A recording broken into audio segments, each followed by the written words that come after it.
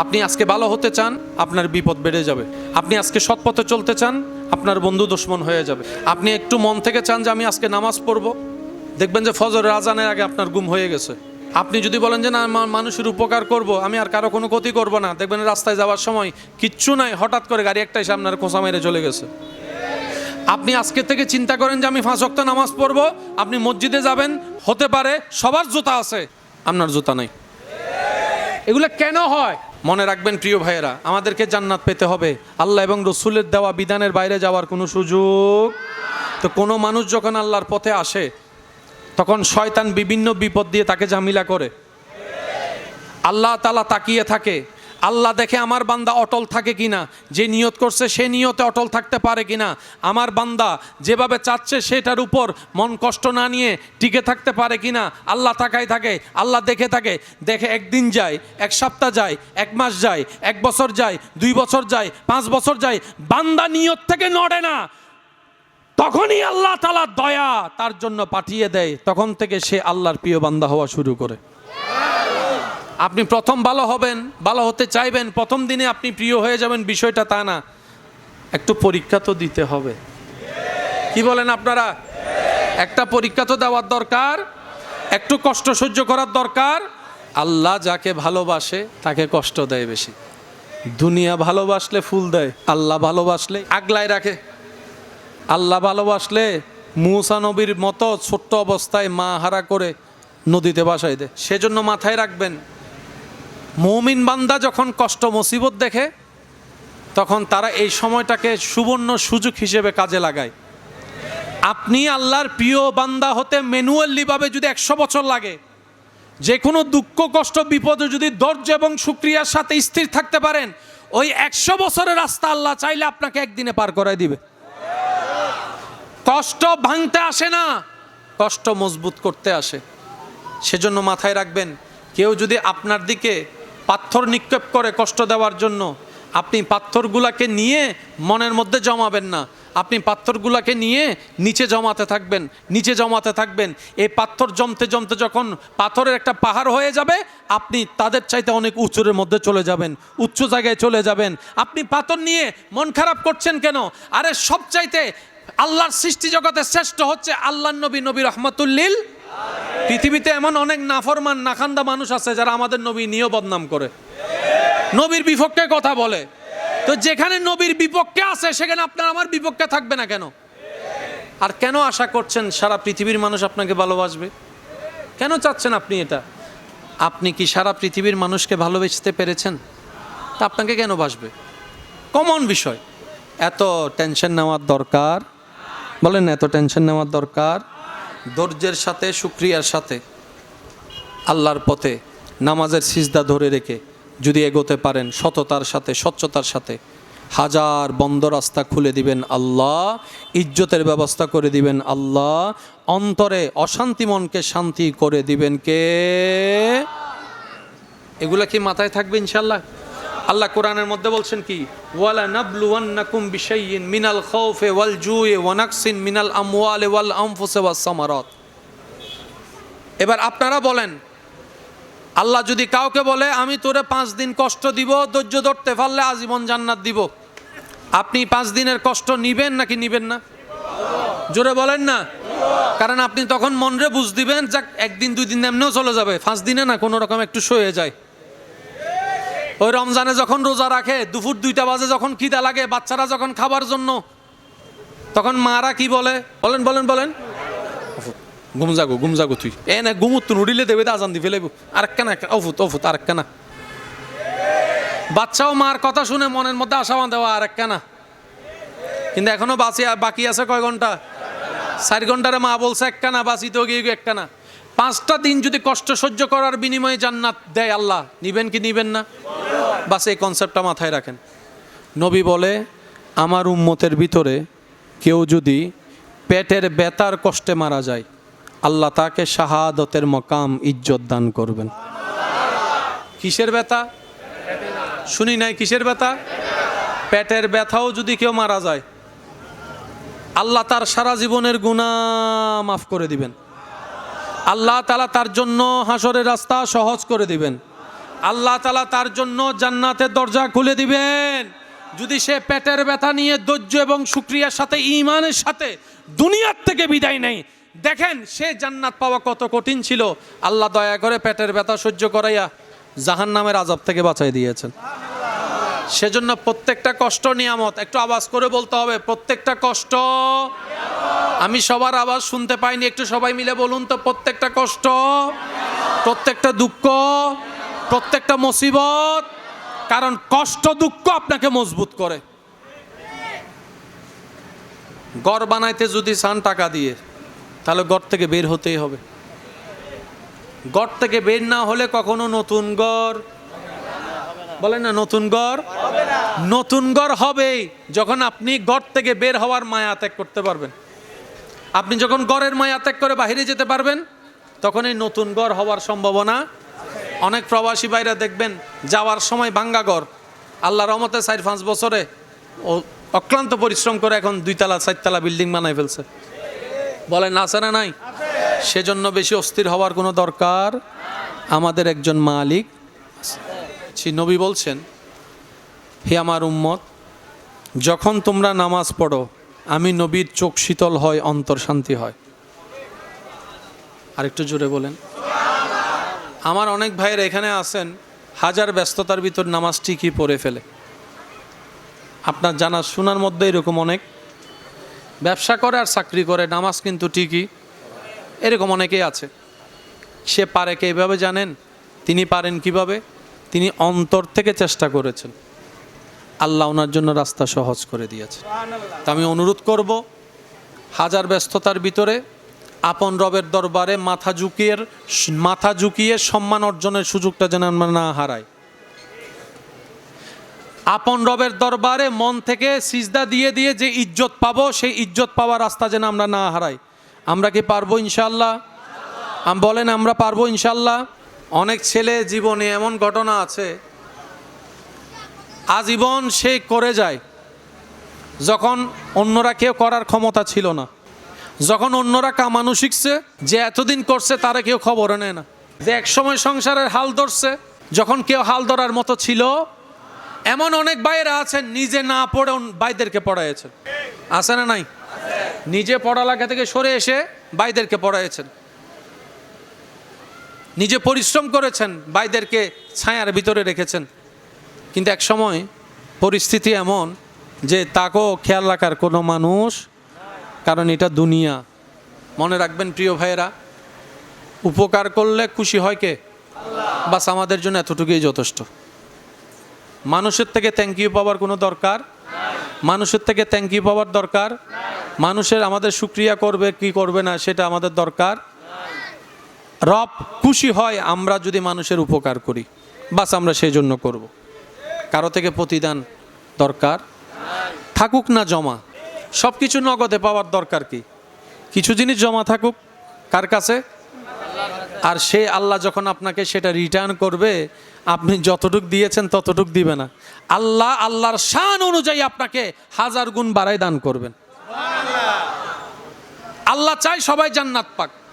জানেন, হাসরের ময়দানে একটা ওয়াকিয়া ঘটনা হবে এমন, একজন মানুষ জান্নাতে যাওয়ার রাস্তা হয়ে যাবে, হঠাৎ করে একজন পাওনাদার এসে বলবে, আল্লাহ হিসাব একটু বাকি আছে তার সাথে আমার, আমি তার থেকে কিছু পাই, সে পাওনাটা নিতে আসছি।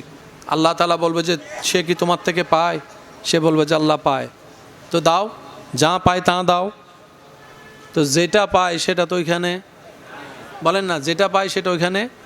এখন ওইটার জায়গায় অন্য কিছু দিয়ে হলো তো বুঝ দিতে হবে। তখন সেই পাওনাদার বলবে, তোমার নামাজ সব আমারে দিয়ে দাও। নাউজুবিল্লাহ বলেন। যে জান্নাতে যাবে, যাওয়ার সুযোগ হয়েছে, তাকে বলবে পাওনাদার, তোমার নামাজ রোজা সব আমাকে দিয়ে দাও। বাধ্য হয়ে দিয়ে দিতে হবে। তখন আল্লাহ তাআলা দয়া করে নিজের শান অনুযায়ী সে পাওনাদারকে জান্নাতের একটা ঘর দেখাবে। সুবহানাল্লাহ বলেন না রে ভাইয়া, আর একটু জোরে বলেন না সুবহানাল্লাহ। কয়জন ব্যক্তি? একজন পাওনাদার, আরেকজন হচ্ছে যার থেকে পায়। যার থেকে পায় সে জান্নাতে চলে যাওয়ার উপক্রম হয়েছে, কিন্তু বাধা দিয়েছে কে? পাওনাদারে। ওই পাওনাদারকে আল্লাহ তাআলা জান্নাতের একটা ঘর দেখাবে।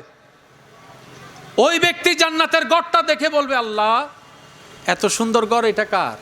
এটা কার জন্য বানাইছো তুমি? নবীদের জন্য? আল্লাহ পাক বলে না। রসুল, সাহাবা, আহলে বাইত, ওলিদের জন্য? আল্লাহ পাক বলে যে না। তো সে বলবে যে আল্লাহ, পাওনাদার জিজ্ঞেস করবে, আল্লাহ এত সুন্দর ঘর কাকে দিবা তুমি? যে পাবে সে অনেক ভাগ্যবান। আল্লাহ তাআলা বলবেন, যে অন্যের উপর দাবি থাকলো দাবি ছেড়ে দেয়, মাফ করে দেয়, আমি তাকে জান্নাত এটা দিব। আল্লাহ বাঁচাচ্ছে বান্দাদেরকে কিভাবে দেখেন। পাওনাদারের কাছে আটকাই গেছে ওই জান্নাতি ব্যক্তি, এখন বাঁচাইতে তো হবে, আমল দিয়ে দিলে তো আর সেটা জান্নাত পাওয়ার সুযোগ। আল্লাহ পাওনাদারকে বলবে, এই জান্নাত তাকে দিব যে অন্যকে মাফ করবে। সাথে সাথে সে বলবে যে আল্লাহ, আমার কোনো দাবিও নাই, কোনো চাওয়া নাই, কোনো পাওয়া নাই, আমি তারে মাফ করে দিয়েছি। এবার আল্লাহ তারও জান্নাত দিবে, পাওনাদারকেও জান্নাত দিবে। আল্লাহ জান্নাত বানিয়েছেনই বান্দাদের জন্য, তা আপনি যাবেন না কেন? আর আপনার যাওয়া তারও সহজ, কারণ সবাই নবীর উম্মত, আপনি ইমামুল আম্বিয়ার উম্মত। সুবহানাল্লাহ। কেউ মুসা কালিমুল্লাহর উম্মত, আপনি হাবিবুল্লাহর উম্মত। কেউ রুহুল্লাহর উম্মত, আপনি হাবিবুল্লাহর উম্মত। আপনার সম্মান উজ্জত কুনতুম খাইরা উম্মত, অনেক উপরে, সবার উপরে উম্মতের ভিতরে। সুতরাং আপনার জান্নাতে যাওয়ার রাস্তা অন্যদের তুলনায় অনেক সহজ। শুধু অর্জন করে নিতে হবে, ধৈর্য সহ্য নিয়ে সেটাকে টিকায় রাখতে হবে, ধরে রাখতে হবে। আল্লাহ আমাদেরকে দিতে প্রস্তুত, আমরা কেউ নিতে জানি? নিজের দোষটা একটু সবাই স্বীকার করেন, আমরা কেউ নিতে জানি? এরপরও আল্লাহ কাউকে দয়া করে দিয়ে দিলে কোনো নিয়ামত, আমরা এমন বোকা, সে নিয়ামত ধরে রাখতে জানি? বলেন না, ধরে রাখতে জানি? নিতেও জানি না, ধরে রাখতেও জানি না। আবার আফসোস করি, রবের সাথে নারাজিও দেখায়। সেজন্য মনে রাখবেন, বোকা মানুষ 100 বছর বাঁচে, বুদ্ধিমান মানুষ, জ্ঞানী মানুষ, মন স্বচ্ছওয়ালা মানুষ অল্প সময় বাঁচলেও তারা পৃথিবীতে এমন কিছু রেখে যায় যেটা নিজের জন্য, পরের জন্য, পৃথিবীর জন্য কল্যাণকর হয়ে যায়। বলেন না সুবহানাল্লাহ। এই সমস্ত কিছু দেখে আমার অনেক ভাইয়েরা মন দুর্বল করে ফেলে, মনে মনে ধারণা করে শয়তানের কুমন্ত্রণার শিকারে লালিত হয়। তারা মনে মনে ধারণ করে সৃষ্টি জগৎ আল্লাহর, কিন্তু রাজত্ব করে খারাপ মানুষ। ভালো মানুষের কোনো দাম নাই, মমতার কোনো দাম নাই, উপকারের কোনো দাম নাই। আওয়াজ দিয়ে বলেন ঠিক কি না?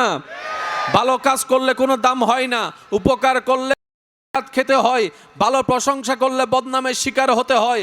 আর ভালো মানুষগুলাই অসুস্থ হয়, ভালো মানুষগুলাই লসে পড়ে, ভালো মানুষগুলারই ক্ষতি হয়। খারাপ মানুষের কোনো লস হয় না, সুদূর কোনো ক্ষতি হয় না, গোশ খাওয়া মানুষের কোনো রোগ হয় না। এটা আবার কি ব্যাপার? মনে রাখবেন প্রিয় ভাইয়েরা, আপনার জন্য যেই রব, খারাপ মানুষের জন্য রব তিনি। সুতরাং উনি সেভাবে সাজিয়ে দিয়েছেন, যারা খারাপ তাদেরকে সাময়িক দুনিয়া দিয়েছেন, আর যারা ভালো মানুষ তাদের জন্য অনন্তকালের চিরস্থায়ী সুখের জায়গা জান্নাতের ব্যবস্থা করে দিয়েছেন। খারাপ মানুষ যেন বলতে না পারে, তুমি আমার আল্লাহ আমারে কি দিছো? কথা বলেন না রে ভাই, আর একটু জোরে বলেন না। আল্লাহ যদি কিছু না দেয় তারা আফসোস করবে কি করবে না? সেজন্য আল্লাহ তাআলা যা দেওয়ার তাদেরকে দুনিয়ায় দিয়ে দেয়। তো দুনিয়ায় কোনো কিছু না পেলে মন ছোট করার কোনো দরকার, মন ছোট করার কোনো দরকার। সামান্য 1 ইঞ্চি জায়গা নিয়ে কত ঝগড়া, কত মামলা।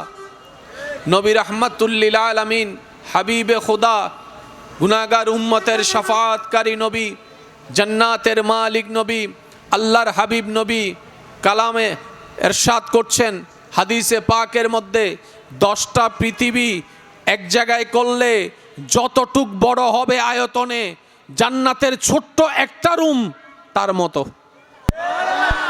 জান্নাতের ছোট্ট একটা রুম 10টা পৃথিবীর সমান। কয়টা পৃথিবী? আমি শুনতে পাইনি, আর একটু জোরে বলেন। 10টা পৃথিবী, 10টা বাংলাদেশ না, 10টা কালামিয়া বাজার না, 10টা পৃথিবী এক জায়গায় করলে যত বিশাল, জান্নাতের ছোট্ট একটা রুম। আর সেই বিশাল বিশাল জান্নাত আল্লাহ বানিয়ে রেখেছেন বান্দাদের জন্য, বান্দাদের জন্য, বান্দাদের জন্য, আপনাদের জন্য, আমাদের জন্য। তো বুদ্ধিমানরা দুনিয়া হারালেও জান্নাত হারাতে রাজি? বলেন না জান্নাত হারাতে রাজি? ভালো ব্যবসায়ীরা যারা আছেন, টাকা থাকলে ব্যবসা হয়, সাথে সাথে বুদ্ধিও, বলেন না রে ভাই, বুদ্ধিও। বাবা বাবা, চট্টগ্রাম মেডিকেলের সামনে গেলে দেখবেন সব ফার্মেসির দোকান। সবাই তো সংসার চালানোর জন্যই ফার্মেসি দিছে। তো মানুষ তো বের হয়ে সবাই দোকান খুঁজে কোনটা গেটের সামনে যেটা দরকার হলে 5 লাখ বেশি দিয়ে ইমিয়েন দেয়। কারণ চিন্তা কি, রুগী সবসময় বের হয়ে আগে ওটাতেই যাবে। এবার আপনারাই বলুন, দোকান কি একটা আছে নাকি অনেকগুলা? সব দোকানে বেচা বিক্রি আছে না নাই? সংসার চলে কি চলে না? যদি বেচা বিক্রি না থাকতো প্রতি মাসে মাসে ভাড়া দিয়ে ওখানে পড়ে থাকার কোনো দরকার তো চলে কেমনে? মাথায় রাখবেন, আপনার পয়েন্টে দোকান হলে চলবে, এটা ভুল ধারণা। শুনি না, আরো জোরে। বিরিয়ানি আছে না? অন্ডার তো না এরা হান না অনাবাজি। বিরিয়ানি আছে না? ওই অন্ডার তো না এরা হান না, অন্ডার তো না এরা হান না। আস্তে আস্তে আরো বহুত দোয়ান আসিল না, নামবি না, নামবি না, রাস্তার দোয়ানোর নামবি না। এন্ডে 2 ঘন্টা লাগে এর গাড়ি লো এন্ডে আসি না। কারণ রিজিকি বে খোদা এন্ডেলে হিরেক কি দে। আমি কি বুঝাতে পারছি কথা? আপনার রিজিক যেখানে, আপনি যাবেন সেখানে। আপনার কাছে যার রিজিক আছে সে আপনার কাছে আসবে। মেয়ের কোনো পৃথিবীতে অভাব নাই। আপনার বউ, উনি কেন আপনার বউ হলো? লেখনেওয়ালা লিখে দিয়েছেন, কোটি মেয়ের ভিতর আপনি তাকে পেয়েছেন যাকে আল্লাহ আপনার জন্য সঙ্গিনী হিসেবে কবুল করেছেন। মাথায় রাখবেন, মাথায় রাখবেন, কেউ কাউকে পায় না, রব যারে দেয়। রব যারে, রব যারে। এবার বলেন রিজিকের মালিক কে? রিজিকের মালিক কে? আমি শুনতে পাইনি, আরো জোরে বলেন রিজিকের মালিক কে? কার কাছে কোন কাস্টমার যাবে সাজিয়ে দিয়েছেন কে? সাজিয়ে দিয়েছেন কে? আপনারা খেয়াল করলে দেখবেন আপনাদের জীবনের মধ্যেও দূরে কোথাও যাচ্ছেন, হঠাৎ করে বুক লাগছে, খিদা লাগছে, ড্রাইভারকে বললেন ভাই সামনে একটা দোকান দেখে দাঁড়াও। দোকানদার বিক্রি করার জন্য বসছে, কিন্তু সে আপনারে চিনেও না, আপনি আসবেন জানেও না। তার সারাদিনে কোনো বিক্রি হয় নাই, মনে মনে দোয়া করতেছে, আল্লাহ আল্লাহ আল্লাহ আল্লাহ, বাজার কেমনে করবো, আল্লাহ বাজার কেমনে করবো, আল্লাহ বাজার কেমনে করবো। সারাদিন তো কোনো বেচা নাই। সে এদিকে আল্লাহরে ডাকতেছে, আপনিও জানেন না, আপনি যাচ্ছেন আপনার কাজে, কিন্তু আপনার ক্ষুধা লেগে গেছে। ড্রাইভারকে বললেন দোকান দেখে দাঁড়াতে, কোনো নির্দিষ্ট দোকান আপনি বলেন নাই। ড্রাইভারের গাড়ি সেই জায়গায় গিয়ে ব্রেক। একটু বুঝার চেষ্টা করবেন, সেই জায়গায় গিয়ে ব্রেক। যে জায়গায় তার দোকান সেখানে 5টা দোকান। আপনি নেমেই, কেউ আপনার পরিচিত না, তারপর আপনার পা চলছে সেই দোকানের দিকে, যেই দোকানের দিকে আল্লাহ আপনার রিজিককে রেখেছেন, রিজিককে রেখেছেন। বাস্তবতায় ঘটনা দেখা যায়, পরবর্তী ঘটনা, সেই দোকানে গিয়ে আপনি একাই বন্ধু বান্ধব নিয়ে সারাদিনে যা ইনকাম করার সব একসাথে কিনে ফেলেছেন। এরকম আছে না নাই? বলেন এইরকম আছে না নাই? তো মুসলমান যখন এই বিশ্বাস করবে, আমার রিজিকের দায়িত্ব আমার আল্লাহর, আমার রিজিক আমার আল্লাহ নিয়ন্ত্রণ করে, এই বুঝটা যদি মুসলমানের চলে আসে, আওয়াজ দিয়ে বলুন আমার ইমানদার ভাইয়েরা, তাহলে একজন আরেকজনের ক্ষতি করার জন্য কেউ কখনো চেষ্টা করবে? চেষ্টা করবে? ক্ষতির কোনো শঙ্কা থাকবে? নিয়ত থাকবে? হিংসা থাকবে? অহংকার থাকবে? যদি হিংসা অহংকার শত্রুতাই না থাকে, পৃথিবী শান্তির হয়ে যাবে। সেজন্য যত দ্রুত আল্লাহর দিকে আমরা ফিরতে পারবো, আমাদের অগোছানো কাজ তত বেশি গোছাই হয়ে যাবে। আমাদের রিজিকের মালিক কে? হায়াতের মালিক, নিয়ামত দেওয়ার মালিক, ইজ্জত দেওয়ার মালিক, বেইজ্জতি থেকে হেফাজত করার মালিক, ঘুম দেওয়ার মালিক, ঘুম থেকে উঠানোর মালিক, পরিবার দেওয়ার মালিক। এইরকম একজন আল্লাহ আমাদের আছে না নাই? আওয়াজ শুনতে পাইনি, আছে না নাই? দেখে কি দেখে না? শুনে কি শুনে না? দিতে পারে কি পারে না? গর্তে পড়া বান্দাকে গর্ত থেকে তুলতে পারে কি পারে না? বেইজ্জত করতে চানেওয়ালা বান্দাদের মাঝখান থেকে তার ইজ্জত হেফাজত করতে চাইলে পারে কি পারে না? দুশমনের শত্রুতে ক্ষতি করা মানুষের ওই ক্ষতি থেকে তুলে আবার সচ্ছলতার জীবন যদি রব দিতে চায়, পারে কি পারে না? ওই আল্লাহ যার অন্তরের বিশ্বাস, এই পৃথিবীর রাজত্ব তার। আপনি মনে করছেন ক্ষমতায় সবকিছু? পৃথিবীতে সবচাইতে বড় ক্ষমতাশীলের ভিতরে একজন হচ্ছে ফেরাউন। কেন করতাম বাজে তোমার আর লই? ক্ষমতাসীন কে? বলেন বলেন বলেন। ফেরাউন। ফেরাউন কে? ফেরাউন টপ লেভেলের পাওয়ারফুল। নমরুদ টপ লেভেলের পাওয়ারফুল। একজনে মরছে মাছি দিয়ে, মশা দিয়ে, আরেকজনে মরছে পানির ভিতরে। নাম নিশানা নিয়ে কেউ ইজ্জত নিয়ে নেয়? ব্যানারে কোনোদিন নাম দেখছেন ফেরাউনের? নমরুদের নাম দেখছেন? কিন্তু আবু বকর সিদ্দিকের নাম শুনি নাই। সাহাবাদের নাম, ইমাম হাসানের নাম, ইমাম হোসেনের নাম, বড় পীর আব্দুল কাদের জিলানির নাম, শাহজালালের নাম, শাহ আমানতের নাম। এবার আপনারাই ক্যালকুলেশন করে দেখেন রাজত্ব আসলে কারা করছে। আসল রাজত্ব সম্মান কারা পেয়েছে? নিজের ক্যালকুলেশন করেন, কারো কথা শোনার দরকার নাই। আপনি যখন সম্মান চানেওয়ালা, আপনি যখন ইজ্জতের মধ্যে চানেওয়ালা, আপনি যখন নিজের নাম পৃথিবীতে রেখে যাওয়ার চিন্তায় আছেন, আপনার চাওয়া যদি এটাই হয়, আপনি যখন গবেষণা করবেন, আপনার হৃদয় বলে উঠবে ইজ্জত আসলে তাদের জন্য, ওয়ালিল্লাহিল ইজ্জাতু ওয়ালি রাসূলিহি ওয়ালিল মুমিনিন। ইজ্জত আল্লাহর জন্য, ইজ্জত রাসূল নবীদের জন্য, ইজ্জত আল্লাহর ওয়ালিদের জন্য। যারা রবের হয়ে যায়, সৃষ্টি জগৎ তার হয়ে যায়।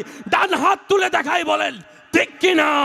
এবার আমি আপনাদেরকে বলবো, আপনারা সব কিছু মিলাই হিসাব করে বলবেন আছে নাকি নাই। আপনারাই বলবেন। ফেরাউন, নমরুদ, ইয়াজিদ, আবু জাহেল, উতবা, সাইবা, সিদ্দিক আকবর, ফারুক আজম, ওসমান গনি। শুনতে পাইনি, আরো জোরে বলেন। মৌলা আলী, মৌলা আলী, ইমাম হাসান, ইমাম হুসাইন, হযরত আবু হুরায়রা, হযরত আব্দুল্লাহ ইবনে উমর, হযরত ইমাম আবু হানিফা, হযরত ইমাম শাফি, ইমাম হাম্বল, ইমাম মালিক, হযরত শাহজালাল, হযরত শাহ ফরান, হযরত শাহ আমানত, নবী রাসূলগণ, সাহাবায়ে কেরাম, আহলে বায়েত, আউলিয়ায়ে কেরাম, নেককার বান্দা, নেককার বান্দা, আল্লাহর বন্ধু, আল্লাহর বন্ধু, আল্লাহর দুশমন। এবার আপনার সিদ্ধান্ত, আপনার যেদিকে মন চাই সেদিকে আপনি যান। যদি ওদিকে যান, মরার পরেও বেঁচে থাকবেন, মানুষের হৃদয়ে আপনার গড় হবে। মানুষের হৃদয়ে আপনার গড় হবে, কথা বলতে হবে ঠিক কি না? মানুষের হৃদয়ে আপনার সম্মান হবে, মানুষের জবানে আপনার সুনাম হবে। দুনিয়ার নিয়ম হচ্ছে সামনে আসলে দেখতে না পারলেও নম নম বলে মাথায় তুলে রাখে, পিঠ পিছে গেলে জাত খানদান দোয়াই ফেলে, এমন গালাগালি করে যে মানুষ পৃথিবীতে আছে না নাই? আপনি মনে করছেন আপনাকে মাথায় তুলে রেখেছে, সুযোগ পেলে আপনার চেয়ারের একটা পায়া কাটতে সে দ্বিধাবোধ করবে না, কারণ চার পায়ায় চেয়ার দাঁড়িয়ে থাকে। এক পায়া কেটে গেলে, এক পায়া কেটে গেলে চেয়ারের অস্তিত্ব আর থাকে না, চেয়ারের অস্তিত্ব থাকে না। আল্লাহওয়ালা যারা, তারা হচ্ছে এমন শাহিনশাহ, এমন বাদশা, তাদের চেয়ার লাগে না, তারা যেখানেই কদম রাখে আল্লাহ তাদেরকে সেখানেই বাদশাহী দান করে। এবার আপনি বলবেন, ভাইয়া আমি ওইটা অর্জন করতে চাই যেটা আজীবন থাকবে। কার কার অর্জন করার ইচ্ছা আছে? একটু হাত তুলে দেখাই। আছে ইচ্ছা? এবার হাতটা নামান। সহজ অঙ্ক বলি, তাহলে আপনারা বুঝতে পারবেন। ইজ্জত পাওয়ার ইচ্ছা? তো আস্তে করে হদ দেয়, আরো জোর হন। আবার বললো হজ্জ করে শিবানলারে, তাহলে না হদ। ইজ্জত পাওয়ার ইচ্ছা, ক্ষমতা পাওয়ার ইচ্ছা, সব কিছু বাদ দিলাম। এই জায়গাটা খেয়াল করেন, এখানে একটু শান্তি পাওয়ার ইচ্ছা, কারণ সব কম বেশি থাকলেও শান্তি, ঘরে শান্তি, ব্যবসায় শান্তি, জামাই বউয়ের ভিতর শান্তি, ভাই ভাইয়ের ভিতর শান্তি, পড়ালেখা নিয়ে শান্তি, চাকরি নিয়ে শান্তি, শুনি নাই আরো জোরে বলেন, মোবাইল নিয়ে শান্তি, পাওনাদারের জ্বালা নিয়ে শান্তি, ঋণের টেনশন নিয়ে শান্তি, ভবিষ্যৎ নিয়ে শান্তি, শান্তি নাই, আর সব আপনার আসামি মানলাম। এবার রাস্তা দিয়ে যাচ্ছে একটা পাগল, নাই ঘর, নাই বাড়ি, নাই খাবার, নাই পোশাক, কিন্তু পাগলের সুখ। আপনারা বলেন, পাগলের মনে শান্তি আছে না নাই? ডোনাল্ড ট্রাম্পের মনে বেচারা এত বড় একটা বিমান নিয়েও শেষ পর্যন্ত এটাতে যাইতে পারে নাই, চোরের মতো। এটাকে যদি আপনি রাজত্ব বলেন, আপনার ব্যক্তিগত ব্যাপার। এটাকে যদি আপনি ক্ষমতা বলেন, এটা আপনার জ্ঞানের সীমাবদ্ধতা। আরে রাজত্ব করা দেখতে মন চাইলে ফারুকে আজম ওমর ফারুক রাদিয়াল্লাহু তাআলা আনহু দেখেন, গাছের তলে বসে অর্ধ পৃথিবী শাসন করেছে একাই। কথা বলেন ঠিক কিনা? রাজত্ব তো ওইখানে, রাজত্ব ওইখানে, রাজত্ব বড় বড় বিমানের ভিতর রাজত্ব। এবার আপনার যদি চাওয়া হয় সেই রাজত্বের মালিক আপনি হবেন, আপনাকে পৃথিবীর রাজত্ব নিতে গেলে বান্ডিলে বান্ডিলে টিয়া। বাস্তব না বাস্তব আপনারা বলেন না? কিছু মানুষ এমন আছে ভোটের সময় 5 জন থেকে টাকা খায়, ভোটের দিনিতে গুমজার আছে না? নাই ভানলার বউ পুজোর ঘর দেওয়া 5 জন অত্যন্ত টিয়া আলো ইউ বুন্ন দিবে, হদা হারে দিয়ে হারে হষ্ট দিও আসা নাইলে কিছু হারে দিয়ে হারে হষ্ট করছুম বেগুন ওয়াদা করছি, এখন এক মিককে দিলে 4 জন বেমানি অবু কায় বেমানি করি ফাইতান্ন ইল্লে কিছু নেককার হয় আছে না নাই? আরো জোর হয় আছে না নাই? ইতা হয় দাই কে হষ্ট দিতে রাজি, তার ভোট অন দে আছে না? ইল্লে কিছু এতালে প্রায় সময় দেবেন এলাকাত ভোট আছে 4,000, ফৌজিতে মাত্র 1,500। আর গুণ হো হয়তো 500-600 না গিয়াত গি বিদেশত গি, আর গুণ হো ইতান দে ইতার মাইজিতে মানুষের হস্ত দিন না পারে তো হিতিল্লে মানুষ আছে না নাই? কিন্তু হাইবের সময় ক্যাঙ্গরি হাই দের দরটা ইনসা হাইস ও বুঝতে তো 1000 দিল স্যার, কিন্তু দি দে হটিয়া তো হদ্দ হত তার মানি দিবের সময় হতো দিব 1000 দিব তো না 1,500, ঠিক না? হিতিল্লে করে করে 5-7 হাজার হামাইয়ের গুমজার করতে। এই ক্ষমতার দরকার, এই ক্ষমতার দরকার, বলেন এই ক্ষমতার দরকার। যদি সত্যিকার পাওয়ারফুল হতে চান, আমি শুধু আপনাদেরকে ছোট্ট একটা কথা বলবো, আপনি যত বড়ই রাজা হন, বউয়ের সামনে বিয়ে করে যদি না কেন মাথা না বাজি বউয়ের সামনে চাইছিলে হতা হওয়া চাই, বলেন না বলেন না? সবাই আপনার বাহিরের, বউটা তো আপনার ঘরের। তো বউয়ের সামনে আপনার রাজত্ব কই, আমার রাজত্ব কই নাই। কিন্তু আপনি সাহাবায়ে কেরামের জীবনী দেখেন, ওলি আউলিয়াদের জীবনী দেখেন, ওনাদের স্ত্রীরা ওনাদেরকে মাথার মুকুট মনে করতো, এইভাবে সম্মান করত। এবার সেই ইজ্জতটা কি অর্জন করেছেন? আল্লাহ দিয়েছেন। বাস এই কথাটা আমাদেরকে বুঝতে হবে। আমরা যা নিব কার থেকে? ভাই বলেন না রে ভাই, আমরা যা নিব কার থেকে নিব? আমরা যা নিব কার থেকে নিব? আল্লাহ যখন আপনাকে দিবে, আপনি ঘরের ভিতরেও বাদশা, বাহিরেও বাদশা। আল্লাহ যদি চাই কবরের মধ্যেও রাজত্ব করতে পারবেন, হাসরের ময়দানও ইজ্জতের মিম্বর আপনি পাবেন। আমি কি বুঝাতে পারছি কথা? এবার যার যা কিছু দরকার একটু মনোযোগ দিয়ে আপনারা একটু শ্রবণ করবেন। আমরা আসলে পাওয়ার ক্ষমতা চাই কি চাই না? এবার সবচাইতে বড় ক্ষমতাবান কে? যারা সত্যিকার পাওয়ার, ইজ্জত সব কিছু চান, যেখান থেকে আসে সেখানে মাথা ঝুঁকাই দেন।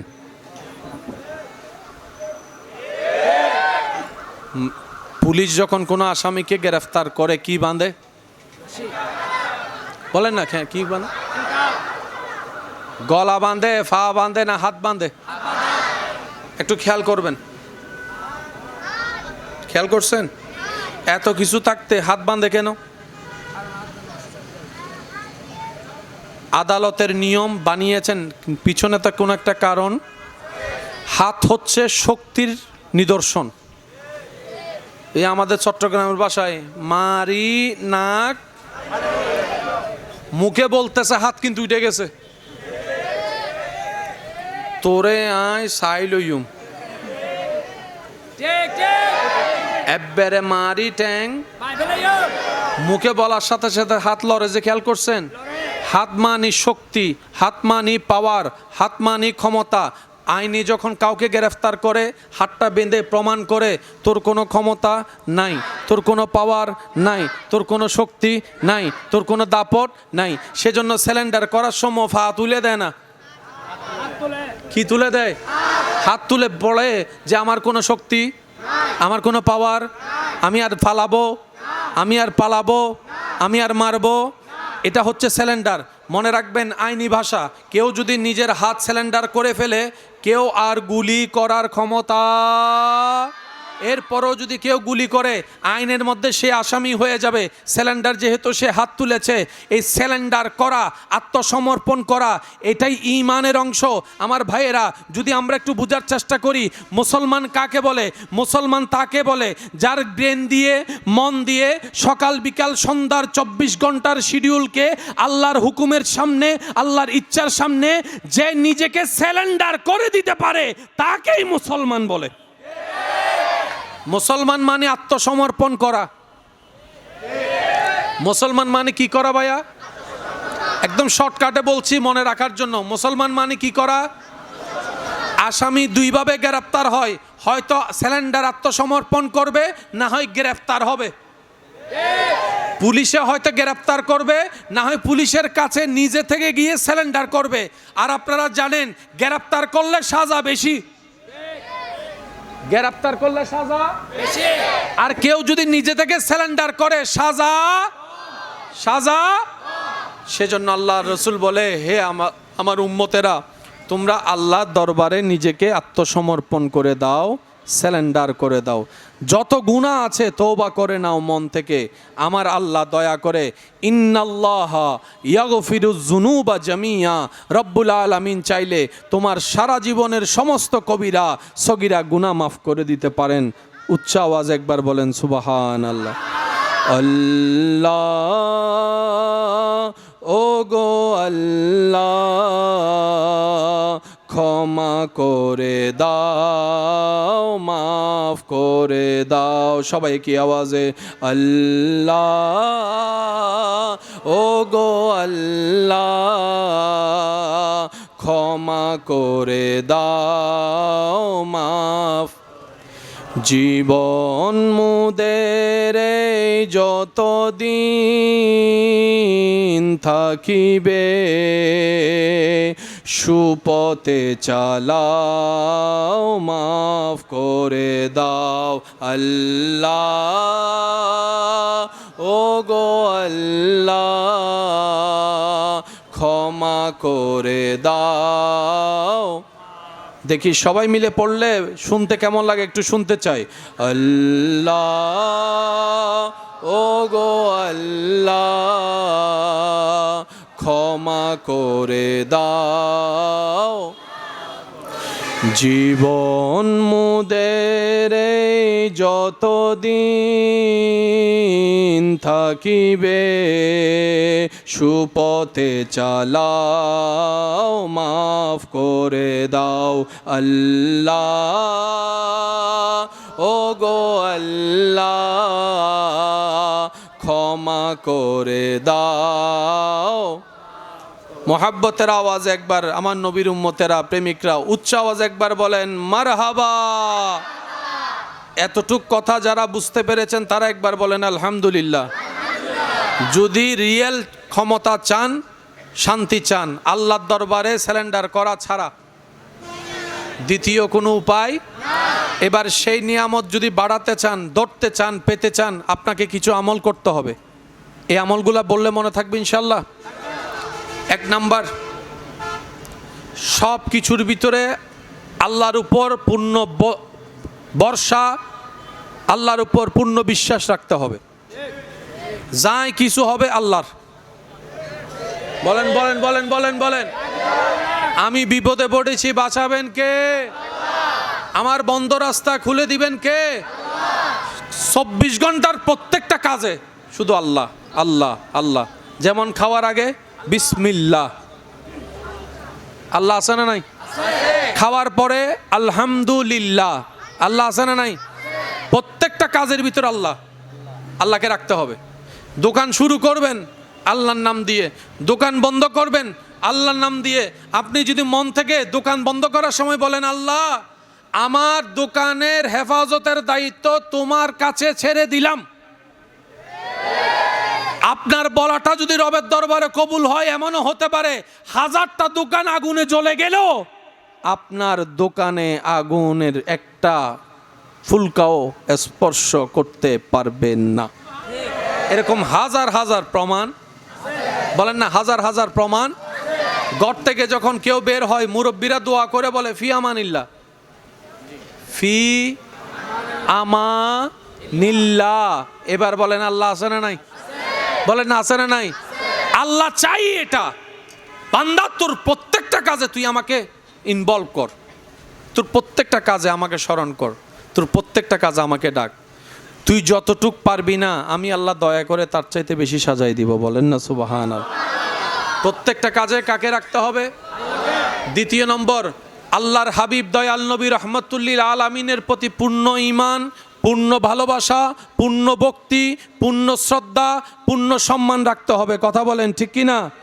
এই সমস্ত ঈমানের কার্যক্রম সব ঠিক রেখে সাহাবা, আহলে বাইত, আউলিয়া, কোরআন, হাদিস, পরকাল, জান্নাত, জাহান্নাম, ফেরেশতা সব কিছুর উপর বিশ্বাস রেখে আপনাকে যে আমলের কাজের মধ্যে একটা কাজের অন্যতম কাজ হচ্ছে আপনাকে বেশি বেশি ইস্তেগফার করতে হবে, রবের কাছে তওবা করতে হবে।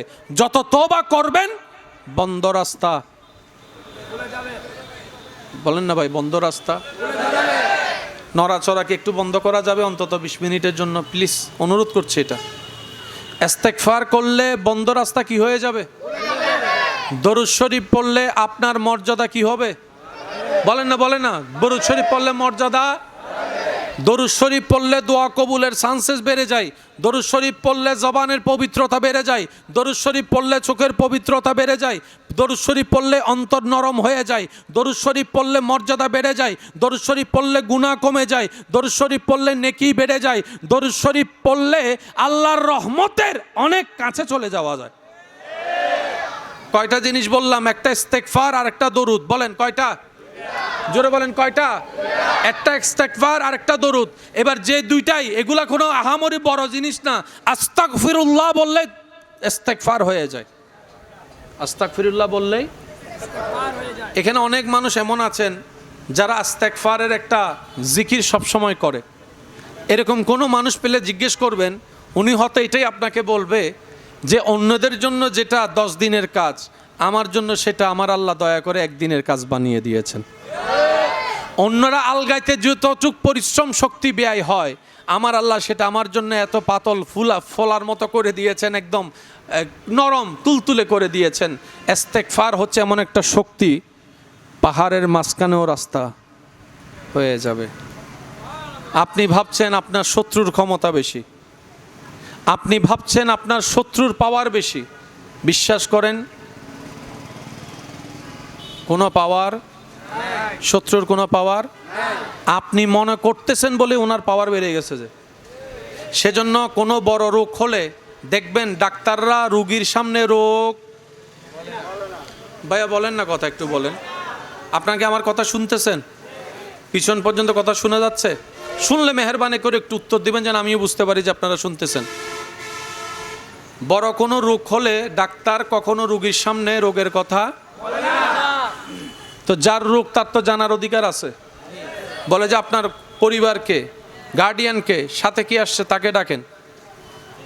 মনে রাখবেন সাইকোলজিক্যাল একটা বিষয়, রোগে যতটুকু আপনাকে মারতে পারবে না, ক্ষতি করতে পারবে না, টেনশন বয়ে তার চাইতে বেশি আপনাকে দুর্বল করে ফেলবে।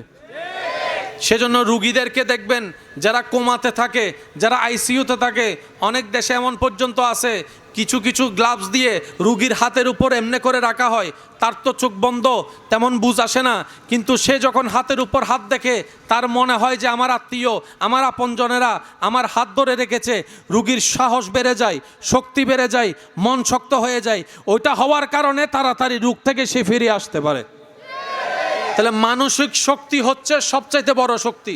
আপনি যদি মনে করেন যে 50 কেজি বস্তা আমি আলগাতে পারবো, তাহলে আপনি পারবেন। আর আপনি যদি দেখেই বলেন যে ওমা পাইতেন না, আপনারা কি বুঝতেছেন আমার কথা? যদি আপনি বলেন যে আমি পারবো, আপনি পারবেন। আর আপনি যদি বলেন যে ইনশাআল্লাহ আমি পারবই, তাহলে আপনি 100 কেজিও পারবেন। কারণ একে আপনার শক্তি, ইনশাআল্লাহ বলে আপনি আল্লাহর দয়াকেও সাথে নিয়েছেন।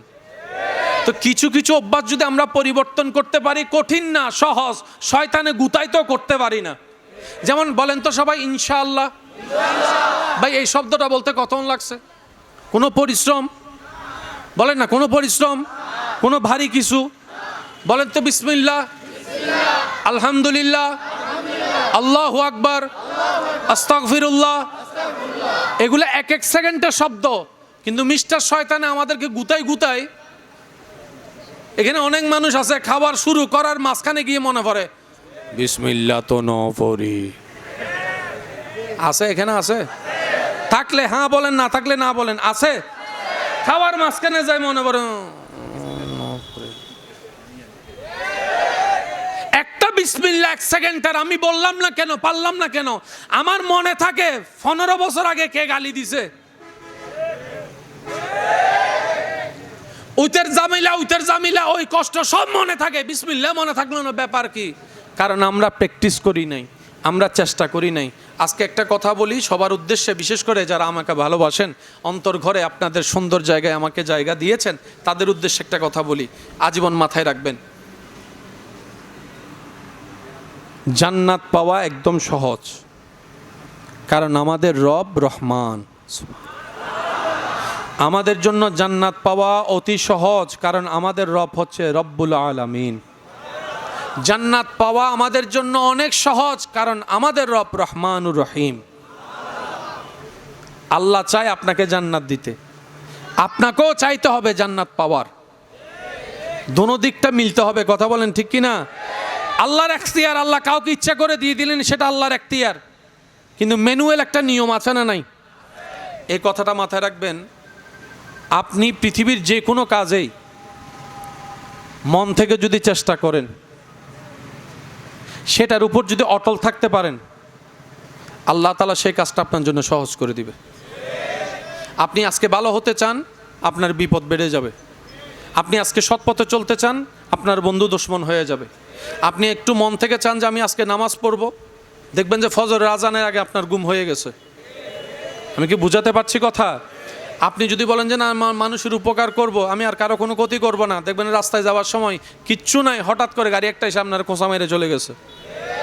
আপনি আজকে থেকে চিন্তা করেন যে আমি 5 ওয়াক্ত নামাজ পড়ব, আপনি মসজিদে যাবেন, হতে পারে সবার জুতা আছে, আপনার জুতা নাই। এগুলো কেন হয়? মনে রাখবেন প্রিয় ভাইয়েরা, আমাদেরকে জান্নাত পেতে হবে, আল্লাহ এবং রসুলের দেওয়া বিধানের বাইরে যাওয়ার কোনো সুযোগ।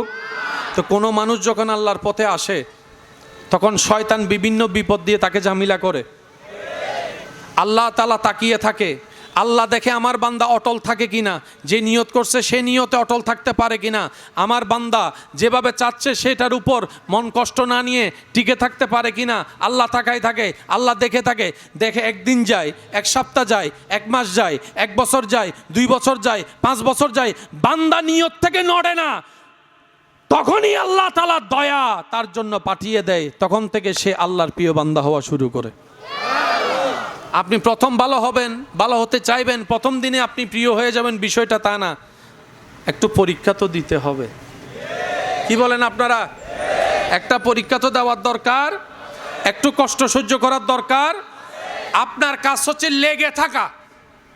আপনি লেগে থাকবেন, আওয়াজ দিয়ে বলতে হবে, কঠিন কাজ সহজ যিনি করে দিবেন তিনি কে? আপনার সিরাতে মুস্তাকিমের উপর চলার রাস্তা আপনার জন্য মজবুত করে দিবেন যিনি, তিনি কে? সেই আল্লাহর। এই টপিকটা মাথায় রাখতে হবে। সেই আল্লাহর সব প্রিয় সৃষ্টির ভিতরে যিনি সবচাইতে প্রিয়, তিনি হচ্ছেন আপনার আমার নবী রহমাতুল্লিল। আল্লাহ সবাইকে ভালোবাসে, কিন্তু আমাদের নবীর মতো না। একটু খেয়াল করবেন, আমাদের নবীর মতো, আমাদের নবীর মতো। শ্রেষ্ঠ ইবাদতের নাম নামাজ। এই যে আব্বু,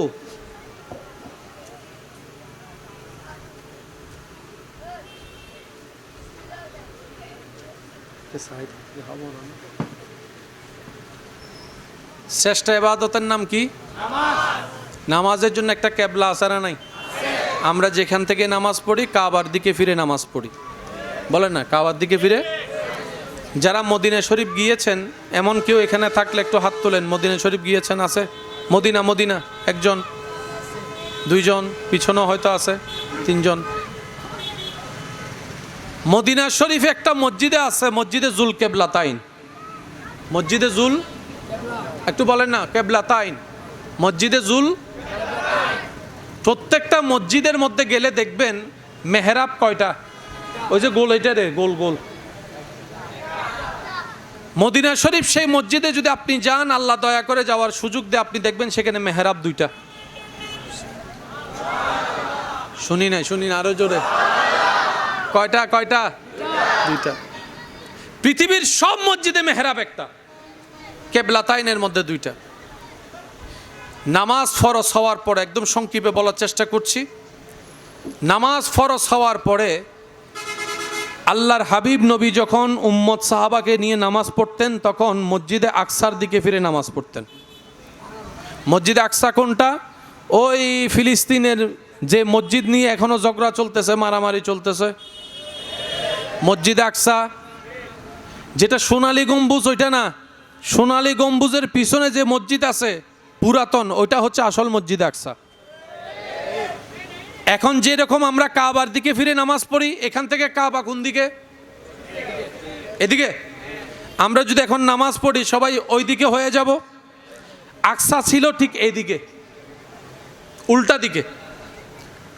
17 মাস প্রায় আমাদের নবী সাহাবারা এদিকে ফিরে নামাজ পড়তেন। বলেন না, আরো জোরে। 17 মাস প্রায় নামাজ পড়তেন আকসার দিকে, কাবার উল্টা। একদিন নামাজের সময় আল্লাহর হাবিব দয়াল নবী রহমাতুল্লিল আলামিন নামাজ অবস্থায় বারবার আসমানের দিকে তাকাচ্ছেন।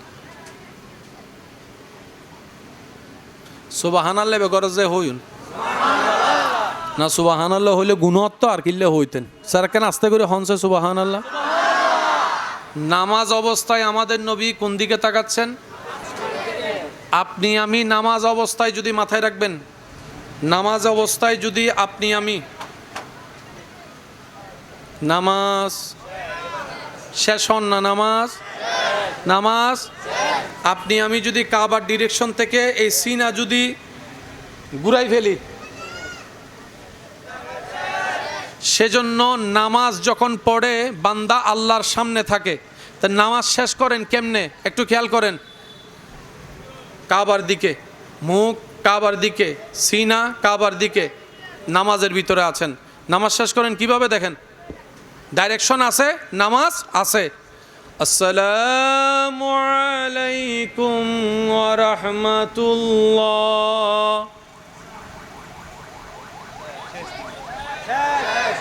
সেজন্য নামাজে সালাম ফিরাতে হয়।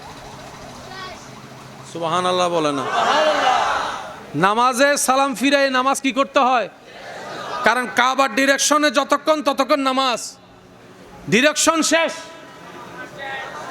সেজন্য আপনি ওয়াক্তীয় নামাজ বলেন আর জানাজার নামাজ বলেন, ঈদের নামাজ বলেন, সালাম ফিরাইয়েই নামাজ শেষ করতে হয়।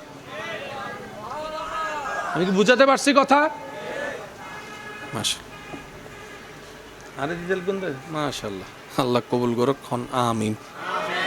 ইল্লে কিপটে মানুষ আমি জীবন ন দেখি আওয়াজও দ নদের দে আর কেন জোর হন আওয়াজে। আমিন। ওই মসজিদের মধ্যে মেহরাব কয়টা? একটা কাবার দিকে আর একটা আকসার দিকে।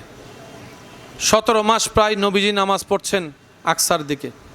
নামাজ অবস্থায় আপনার আমার নবী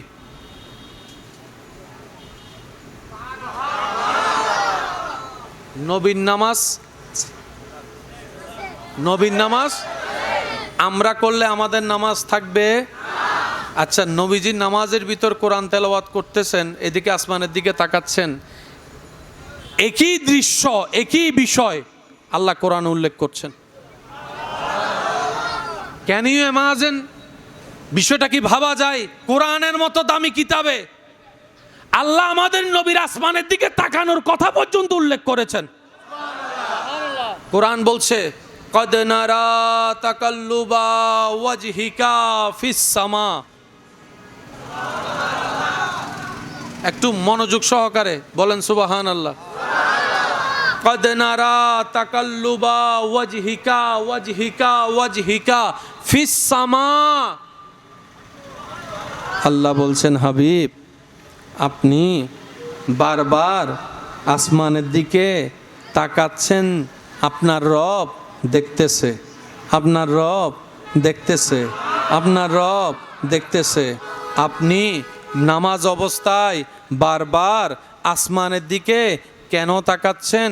আপনার রব জানে, আপনার রব জানে, আপনার রব জানে।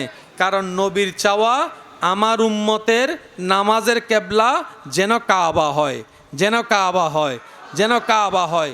কিন্তু আল্লাহর হুকুম নামাজের কেবলা আকসা। নবীর মনের চাওয়া কাবা।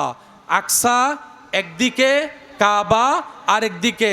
আকসাকে সামনে রাখলে কাবা পিঠের পিছনে, কাবাকে সামনে রাখলে আকসা পিঠের পিছনে, দুই ডাইমেনশনের মধ্যে। আল্লাহ বলছেন, আল্লাহ বলেছেন, হাবিব আকসার দিকে ফিরে নামাজ পড়েন, আকসার দিকে ফিরে নামাজ পড়েন, আকসার দিকে ফিরে কেবলা বানিয়ে নামাজ পড়েন। নবীর চাওয়া অন্তরে অন্তরে, আল্লাহ আমার উম্মতের জন্য কেবলা কাবাকে বানিয়ে দাও, কাবাকে বানিয়ে দাও, কাবাকে বানিয়ে দাও। আউয়াল আল বাইত, পৃথিবীর সর্বপ্রথম ঘর কাবা, সে কাবা যেন আমার উম্মতের কেবলা হয়। কিন্তু আমার নবী মুখে কোনো আওয়াজ করছেন না, মুখে কোনো ফরিয়াদ করছেন না, মুখে কোনো দোয়া করছেন না। সব চলছে কোথায়? মনে মনে। সব চলছে কোথায়? মনে মনে। আর চেহারা বারবার আসমানের দিকে তুলছেন, নামাচ্ছেন, তুলছেন, নামাচ্ছেন। আল্লাহ পাক বলে, হাবিব আপনি বারবার আসমানের দিকে যে তাকাচ্ছেন, আপনার রব সেটা দেখতেছে।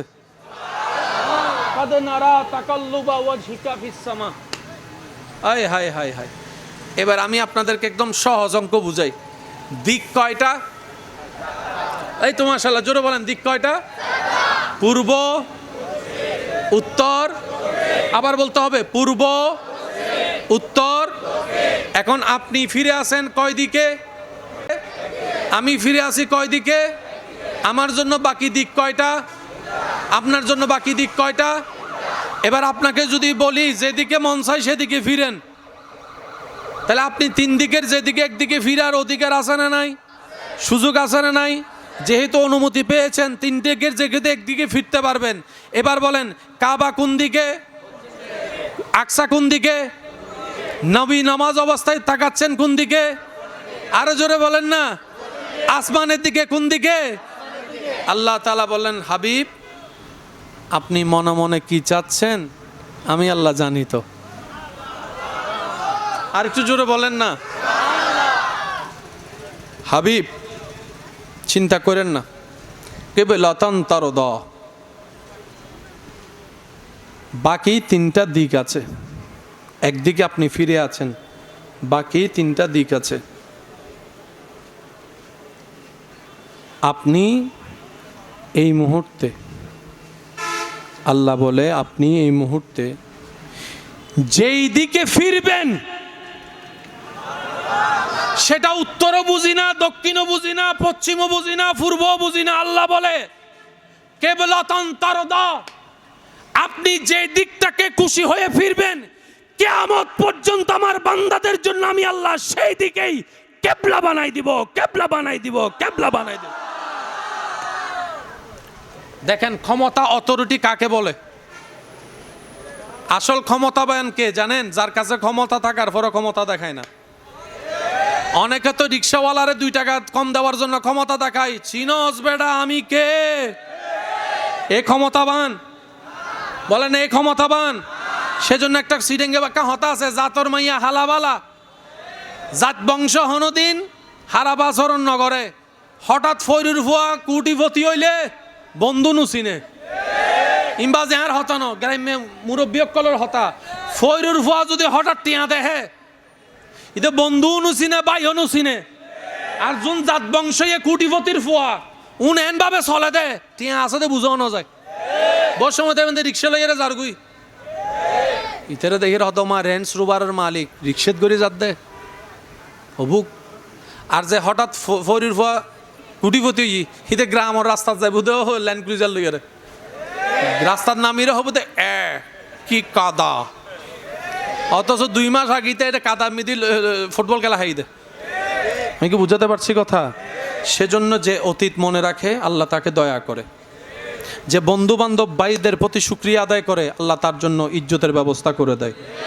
আমি পাওয়ার দলে, আপনিও পাওয়ার দলে, সুতরাং পাওয়ার রাস্তা যেমন আমাদেরকে চলতে হবে তেমন। কথা বলেন ঠিক কিনা?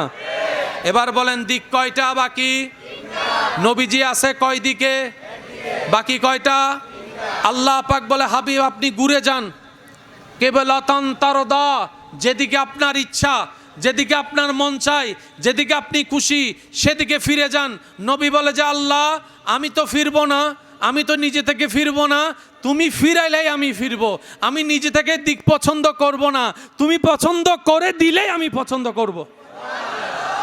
মহব্বতটা দেখেন, মহব্বতটা। আল্লাহ পাক বলে যে আমি মালিক, আপনারা অনুমতি দিলাম ফিরেন। নবী বলে যে না, আপনার বলতে হবে, আপনার বলতে হবে। ওয়ামা ইউনতিকু আনিল হাওয়ায়ে ইন হুয়া ইল্লা ওয়াহয়ুন ইউহা। আল্লাহর নবী হাবিব এমন একজন পয়গাম্বর যিনি আল্লাহর হুকুম ছাড়া একটা কথাও বলতেন না। আমাদের নবী আল্লাহর হুকুম ছাড়া একটা কথাও বলেন না, একটা কথাও, সব কিছু আল্লাহ যা বলাতেন। কেমন মোহাব্বত দেখেন। আল্লাহ পাক বলে যে হাবিব আপনি ঘুরে যান। নবী বলে জানো এগুলো চলতেছে ঘটনা কিসের ভিতরে? সুবহানাল্লাহ বলেন। ঘটনা চলতেছে কিসের ভিতরে? নামাজের ভিতর চলতেছে, নামাজের ভিতর। আল্লাহ পাক বললেন হাবিব আমি জানি আপনি আমার সন্তুষ্টি খুশিকে বেশি দাম দেন। আমি আল্লাহ চাই আপনি নবীরে খুশি করতে, আপনি চান আমারে খুশি করতে। আমি অনুমতি দিলাম 3 দিকের যেদিকে ফিরবেন আমি কিবলা বানাই দিব, সেটা আমি আপনারে খুশি করতে চাই। কিন্তু আপনি সেটা না নিয়ে আমারে খুশি করতে চান। আল্লাহ আপনি বলেন কোন দিকে ফিরবো, আপনি বলেন কোন দিকে ফিরবো, আপনি বলেন কোন দিকে ফিরবো, আপনি যেদিকে বলেন আমি সেদিকে ফিরবো। 2 পক্ষের কথা চলছে। এবার আল্লাহ তাআলা সূরা বাকারার সেই আয়াতের মধ্যে বলেন ফালা নুয়াল্লিয়ান্নাকা কিবলাতান তারদা। হায় হায় আল্লাহু আকবার। দিক কয়টা বললাম? একটু জোরে বলেন না। নবীজি চাইলে যে কোনো একটা দিকে ফিরে যেতে অথরিটি দিয়েছেন কে? মালিক যদি হ্যাঁ বলে সেখানে আর গুতাগুতির কারো কোনো সুযোগ, কারণ সুপ্রিম পাওয়ার থেকে রায় চলে আসছে। এখানে ডিস্ট্রিক্ট কোর্ট যদি কাউকে ফাঁসি দেয়, জজ কোর্ট, সুপ্রিম কোর্ট যদি বলে যে আমি তোমার মুক্তি দিলাম, পুলিশ তারা অ্যারেস্ট করতে পারবে? কারণ ডিস্ট্রিক্ট কোর্টের চাইতে বড় হচ্ছে হাইকোর্ট, হাইকোর্টের উপর হচ্ছে সুপ্রিম কোর্ট। আল্লাহর কোর্ট থেকে অনুমতি এসেছে, এখানে আর কারো অনুমতির দরকার কোনো দরকারই নাই। কিন্তু নবী বলে যে না আপনার হুকুম লাগবে, আপনার হুকুম লাগবে। এবার আল্লাহ তাআলা বলছেন হাবিব আমি জানি আপনার দিল কোন দিকের কিবলা চায়। শাতরাল মসজিদুল হারাম। হাবিব আমি অনুমতি দিলাম, আপনি যে হৃদয়ের ভিতরে যে কিবলা ধারণ করেছেন আমি না বললে আপনি ফিরবেন না। আমি আল্লাহ বলে দিলাম শাতরাল মসজিদুল হারাম, আপনি কাবার দিকে মুখ করে ফেলেন। আজকে থেকে কিয়ামত পর্যন্ত সমস্ত মুসলমানের কাবা কিবলা আমি আল্লাহ মক্কাতুল মুকাররমাকে বানাই দিয়েছি। এবার আপনারা সহজ অঙ্ক করলে বুঝবেন, এখানে যদি নামাজ হয় ইমাম সাহেব কোন জায়গায় দাঁড়াবে? সামনে বলেন না। আমরা মুসল্লিরা কাতার করে কাতার বাই কাতার দাঁড়াবো কি? আমার ইমাম সাহেবের মুখ থাকবে কোন দিকে? কাবার দিকে। বলেন কোন দিকে? কাবার দিকে। মুসল্লিদের মুখও থাকবে কোন দিকে? আরো জোরে বলেন না। কাবার দিকে। লাইন কি বেঁকা না সোজা? কিন্তু কাবা শরীফে যখন নামাজ পড়ে তখন দেখবেন লাইন সোজা নাই।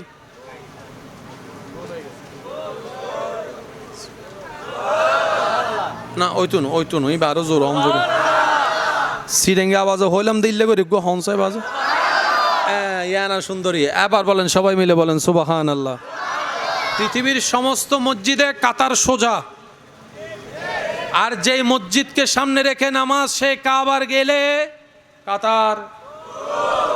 এখানে নামাজ কাতার সোজা না করলে নামাজ হবে না, আর ওইখানে কাতার সোজা করলে নামাজ হবে না, কাতার গোল করতে হবে। এই কাবা একটু খেয়াল করবেন, কাবা।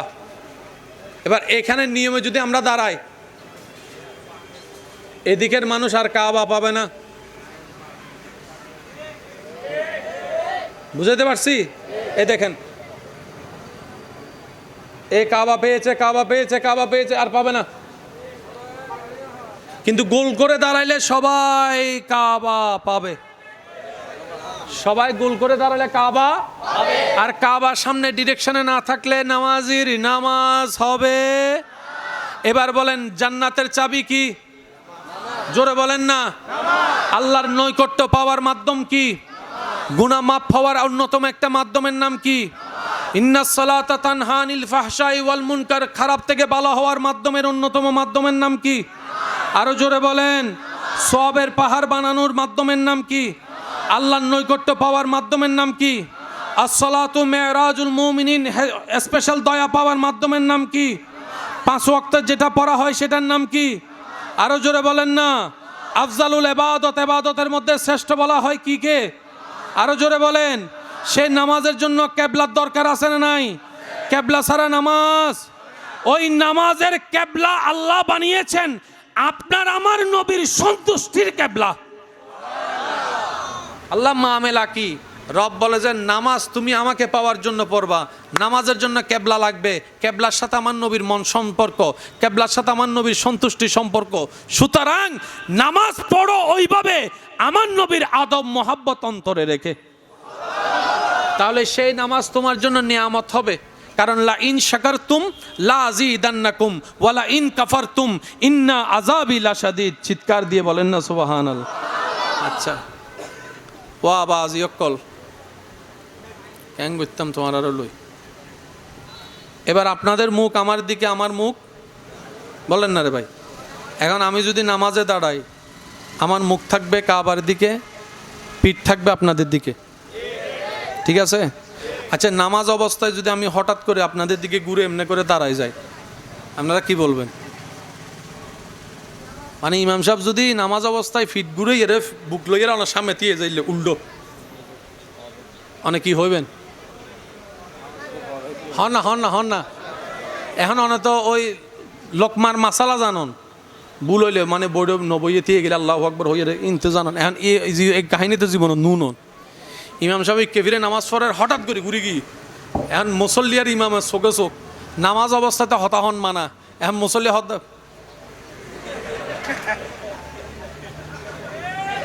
মাথো না বাজে মাথো না।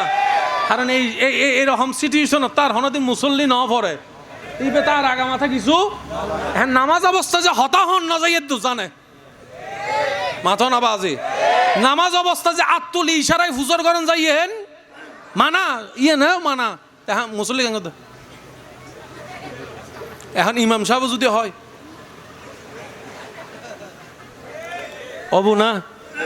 অবু না নামাজ তো নাই গেই গুই, কিন্তু এই দুজনের ভিতরে সহ্য হবো না নইব। মুসল্লি হব দে মাসকারি ভাইস না তুই বহুত কষ্ট করি ব্যবসার তো 10 মিনিট টাইম বাজায় নামাজ পড়তে মাসি ইয়ে ন তুই নষ্ট করি আবার 10 মিনিট নষ্ট হব আছে না নাই? এটা আমাদের নামাজ। আসেন মনের চোখ দিয়ে দেখি সাহাবায়ে কেরামের নামাজ। সুবহানাল্লাহ আমি শুনি না এখনো। আমাদের নামাজের কন্ডিশন ধরন তো আনুমানিকভাবে বুঝতে পারলাম। একটু কল্পনার জগতে সেই দৃশ্যকে সামনে রেখে কাদেনারা তাকাল্লুবা ওয়াজহিকা ফিস সামা, পরিবেশটা সামনে রেখে নবীজি ইমাম হয়ে দাঁড়িয়েছেন, সাহাবা পিছনে দাঁড়িয়েছেন। আল্লাহ নামাজের ভিতর হুকুম দিলেন, হাবিব পরে বলে কোনো শব্দ নাই, এখনই কিবলা পরিবর্তন করেন। নামাজের বাইরে না ভিতরে? এবার নবীজির মুখ হচ্ছে এইদিকে, একটু খেয়াল করেন। সাহাবায়ে কেরামও এইদিকে। নামাজ অবস্থায় কি হচ্ছে আল্লাহ এবং নবী ছাড়া আর কেউ জানে। হঠাৎ করে আপনার আমার নবী, মনোযোগ আছে, মুখ ঘুরাই ফেললেন, আরো জোরে। নবীজি নামাজ অবস্থায় চেহারা ঘুরাই ফেলছেন পুরা টান। এবার সাহাবা নবীর সামনাসামনি, আপনি আমি যা করা তা তো করছি। এবার সাহাবায়ে কেরাম কি করছেন দেখেন। সাহাবায়ে কেরাম যখন দেখলেন নবী মুভ করেছেন, প্রত্যেকটা সাহাবা যারা ছিলেন কাতারবন্দি, মাঝখানে তার আস্তে করে জায়গা করে দিয়েছেন। কোন আওয়াজ বলেন, কোন আওয়াজ, কোন ইশারা, নবীর কিছু বলা লাগে?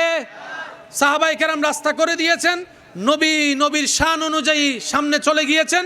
সাহাবায়ে কেরাম আবার এভাবে মুখ ঘুরে ফেলেছেন, 2 রাকাত ওই দিকে করেছেন, 2 রাকাত কাবার দিকে করেছেন। ও সাহাবায়ে কেরাম, আপনারা একটু প্রশ্ন করবেন না? সাহাবায়ে কেরাম বলে, নবী যেহেতু ঘুরেছেন নিশ্চয় কোনো কাহিনী ঘটনা, ওগুলা বুঝার মতো জ্ঞান আমাদের নাই। আমার নবী যা করবে আমরা সাহাবায়ে কেরাম সেটাই লাব্বাইক বলে কবুল করে নিব। নবী বলেছেন আল্লাহ এক, আমরা না দেখে বিশ্বাস করেছি। নবী বলেছেন হাজা কালামুল্লাহ, কোরআনুল করিম, আমরা সাহাবায়ে কেরাম বিশ্বাস করেছি। নবী বলেছেন পুলসিরাত চুলের চাইতে চিকুন, আমাদের বিবেক প্রশ্ন করে নাই কিভাবে একটা চুলের চাইতে চিকুনের উপর দাঁড়ানো যায়, প্রশ্ন করে নাই, আমরা মেনে নিয়েছি। আমার না, আমরা মেনে নিয়েছি, বিশ্বাস করেছি। সুবহানাল্লাহ। নবী বলেছেন জান্নাত আছে, আমরা মেনে নিয়েছি। নবী বলছেন জাহান্নাম আছে, আমরা স্বীকার করে নিয়েছি। নবী বলছেন তাকদীর আছে, আমরা মেনে নিয়েছি। নবী যা হ্যাঁ বলবে আমরা সেখানে হ্যাঁ, নবী যা না বলবে আমরা সেখানে না। চিৎকার দিয়ে বলেন না সুবহানাল্লাহ। আর একটু জোরে বলতে হবে সুবহানাল্লাহ। আল্লাহ যদি কখনো আপনাদেরকে নিয়ে আয় মসজিদে জুলকেবলা, তাই নিয়ে যাবেন। কারণ কিছু জিনিস সচক্ষে দেখার দরকার, তাহলে ঈমানটা আরো মজবুত হবে। ভাই বলেন না রে ভাই, ঈমানটা আরো কি হবে? কাবা শরীফ টিভিতে দেখছেন? কাবা শরীফ টিভিতে দেখছেন? আচ্ছা, কাবা শরীফের দরজা আছে না নাই? দরজা বরাবর সামনে একটা সোনালি, দূর থেকে একটু মানুষের মতো লাগে যে, দেখছেন ওই যে সোনালি একটা গম্বুজের মতো আছে, মাকামে ইব্রাহিম। বলেন মাকামে। যে পাথরের উপর দাঁড়িয়ে আল্লাহর হুকুমে নবী ইব্রাহিম আলাইহিস সালাম কাবা পুনর্নির্মাণ করেছিলেন, ওই পাথরটা ওইখানে। সুবহানাল্লাহ। এত আস্তে করে সুবহানাল্লাহ। ইব্রাহিম নবীর কদম মোবারকের নিদর্শন ছাপ যেই পাথরে, সেই পাথর আল্লাহর ঘরের দরজা মোবারকের সামনে সামনি সোনালী গম্বুজে। এবার কোন বান্দা যখন তাওয়াফ করে, লব্বাইক আল্লাহুম্মা লব্বাইক, লব্বাইক লা শারীকা লাক লব্বাইক, ইন্নাল হামদা ওয়ান নি'মাতা লাকা ওয়াল মুলক লা শারীকা লাক। সবাই কি আওয়াজে? লব্বাইক আল্লাহুম্মা লব্বাইক, লব্বাইক লা শারীকা লাক লব্বাইক, ইন্নাল হামদা ওয়ান নি'মাতা লাকা ওয়াল মুলক লা শারীকা লাক। শেষবারের মতো সবাই আওয়াজ করে লব্বাইক আল্লাহুম্মা লব্বাইক, লব্বাইক লা শারীকা লাক লব্বাইক, ইন্নাল হামদা ওয়ান নি'মাতা লাকা ওয়াল মুলক লা শারীকা লাক। তাওয়াফ শেষ করার পরে 2 রাকাত নামাজ পড়তে হয়। কয় রাকাত? 2 রাকাত। জোরে বলেন কয় রাকাত? 2 রাকাত। এই 2 রাকাত নামাজ, অন্যান্য নামাজ কাবার সামনে রাখলে যেদিকে মন চায় সেদিকে দাঁড়াইতে পারবেন, কাবার সামনে থাকলেই হবে। কিন্তু তওয়াফের পর যে 2 রাকাত নামাজ পড়তে হয় ভাই, আল্লাহ তাআলা বলেন ওয়াত্তাখিজু মিন মাকামে ইব্রাহিমা মুসাল্লা।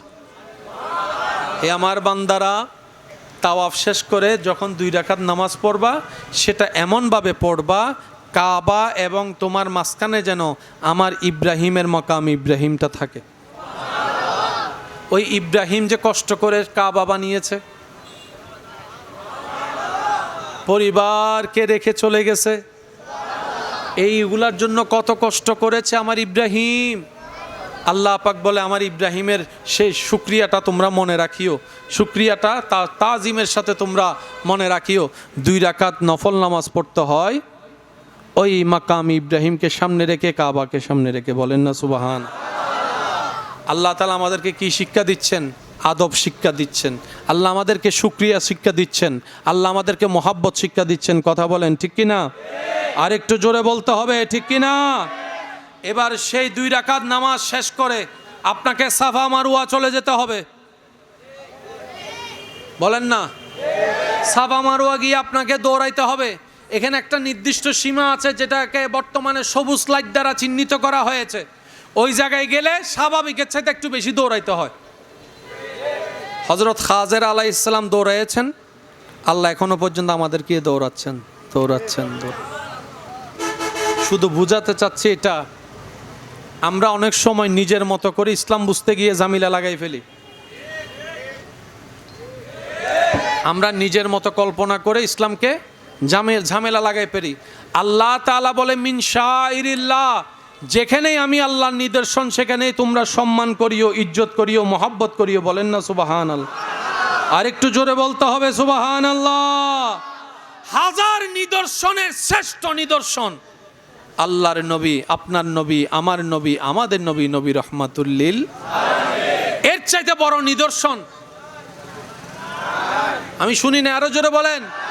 এর চাইতে দামি নিদর্শন, এর চাইতে সম্মানী নিদর্শন। আল্লাহ সবচাইতে বেশি ভালোবেসেছেন আমাদের নবীকে। এবার বলেন, নবী দুনিয়ার আসার আগে আল্লাহ তাআলা নবীর আব্বাকে নিয়ে গেছেন, খুশি নাকি দুঃখ? আমি শুনি নাই, জোরে বলেন। কিছুদিন পরে মাকে নিয়ে গেছেন, খুশি নাকি দুঃখ? কিছুদিন পরে দাদাকে নিয়ে গেছেন, খুশি না দুঃখ? মক্কায় নিজের এলাকায় থাকতে পারে নাই, হিজরত করতে হয়েছে, সুখ না দুঃখ? নিজের সবচেয়ে প্রিয় হাবিবকে এত কষ্ট কেন? মাথায় রাখবেন, আল্লাহ ভালোবাসার প্রকাশ করে কষ্ট দিয়ে। সুবহানাল্লাহ। আপনারা কি আমার কথা বুঝতে পারছেন? আল্লাহ তাআলার একটা শান হচ্ছে যে আল্লাহ তাআলা ভালোবাসার প্রকাশ করে কষ্ট দিয়ে। অনেক দাদা নানা নাতিকে ভালোবাসে, এটা তো সবাই জানে।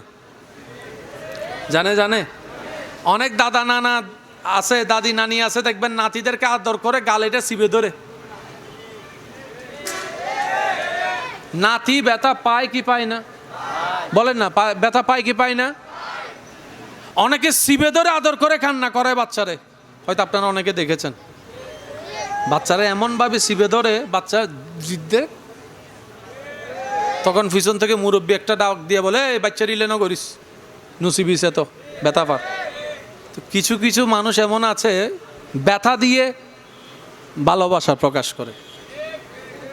কিছু কিছু দেখবেন আপনার দাদা নানা চাচার ভিতর আছে না নাই বলতে পারি না, দেখলেই ফিসের পিছন থেকে একটা, নাতি কেন আসস, তুই না হন নজান নাও, নাতি কেন আসস, ফিরু তুই মারিয়ে রে, ফাঁস আঙ্গুল বয়াইয়ে রে, আর দাঁত বালালাদ দেয়। আছে না? বলেন না, আছে না? ভালোবাসার প্রকাশ এক একজনের এক এক রকম। পুরুষ জাতির একটা জামিলা, যারা বিবাহিতরা আছেন, অনেক বোনদের একটা আপত্তি আছে, আমার স্বামী আমাকে সময় দেয় না, আমার স্বামী আমাকে আগের মতো মায়া করে না, ভালোবাসে না। আমি শ্রদ্ধার সাথে একটা কথা বলি আমার বোনদের উদ্দেশ্যে, মিলাই দেখবেন, যদি মিলে তাহলে গ্রহণ করবেন। মাস শেষে ঘরের বাজারের দরকার আছে না নাই? কারেন্ট বিলের দরকার আছে না নাই? ঘর ভাড়ার দরকার আছে না নাই? আর একটু জোরে বলেন না। বিভিন্ন আনুষঙ্গিক খরচের দরকার আছে না নাই? এই খরচটার জন্য টাকার দরকার আছে না নাই? টাকার জন্য চাকরি ব্যবসার দরকার আছে না নাই? সে টাকা কামানোর জন্য পরিশ্রম করার দরকার আছে না নাই? পরিশ্রম করার জন্য ঘরের বাইরে যাওয়ার দরকার আছে না নাই? বিদেশে যাওয়ার দরকার আছে না নাই? মনে রাখবেন আমার প্রিয় বোনেরা, ঘরের যে কর্তা সংসারের টাকা দেওয়ার জন্য যেই সময়টা বাহিরে কাটায়, এটাও মূলত সংসারকে সময় দেওয়া। কথা বলেন ঠিক কি না? এটা একভাবে, ওইটা আর একভাবে। আপনি বলবেন ঠিক আছে, কাজকর্ম করে আসছে, ভালো কথা, আইসাই তো দেখি মোবাইল নিয়ে বসে গেছে, আমার সাথে দুই চারটা কথা বলে না। একটা কথা মাথায় রাখবেন, মেয়েদের মাথা, মেয়েদের মনের সফটওয়্যার আলাদা, পুরুষের মাথা মনের সফটওয়্যার। মেয়েদের মধ্যে দেখবেন কোন সাল, কোন মাস, কত তারিখ, বলেন না বলেন না বলেন না, কমন বিষয় মনে থাকবে। শুধু নিজেরটা না, কার জন্মদিন কখন, বান্ধবীর জন্মদিন কখন। কিন্তু পুরুষ জাতিকে দেখবেন 1 সপ্তাহ, 2 সপ্তাহ, 3 সপ্তাহ আগের, আগদ কোন ডেটে হয়েছে, কথা বলেন না, বিয়ে কোন ডেটে হয়েছে, ছেলে কোন তারিখে হয়েছে, মনে। এটা ফিতরত আলাদা, এটা ফিতরত আলাদা। একটু খেয়াল করে দেখবেন, নারীরা আল্লাহ আলাদা সৃষ্টি করেছেন, পুরুষদেরকে আল্লাহ আলাদা সৃষ্টি করেছেন। জামিলা কোথায় লাগছে জানেন? নারী যখন পুরুষকে, স্ত্রী যখন স্বামীকে নিজের সফটওয়্যার দিয়ে বোঝার চেষ্টা করে,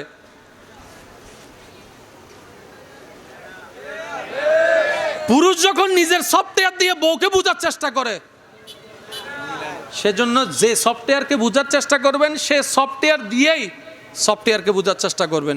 তাহলে ফুরাফুরি না বুঝলেও অন্তত 10 ভাগের 8 ভাগ 9 ভাগ বুঝার হয়ে যাবে। কথা বলেন ঠিক কি না? আমরা বললাম না কিছুক্ষণ আগে, আমরা সব কিছু নিজের মতো করে কন্ট্রোল করতে চাই, শেষ পর্যন্ত কি হয়, খাজনা বাজনা হয়ে যায়, আমও যায়, সালাও যায়। কথা বলেন ঠিক কি না? কন্ট্রোল করতে হবে আল্লাহ এবং রসুলের দেওয়া নিয়মে, তাহলে আপনার আমার জন্য দুনিয়া সহজ করে দিবেন। তিনি কে? আরেকটু জোরে বলেন, তিনি কে? আমরা দুনিয়াতে শান্তি চাই কি চাই না? ইজ্জত চাই কি চাই না?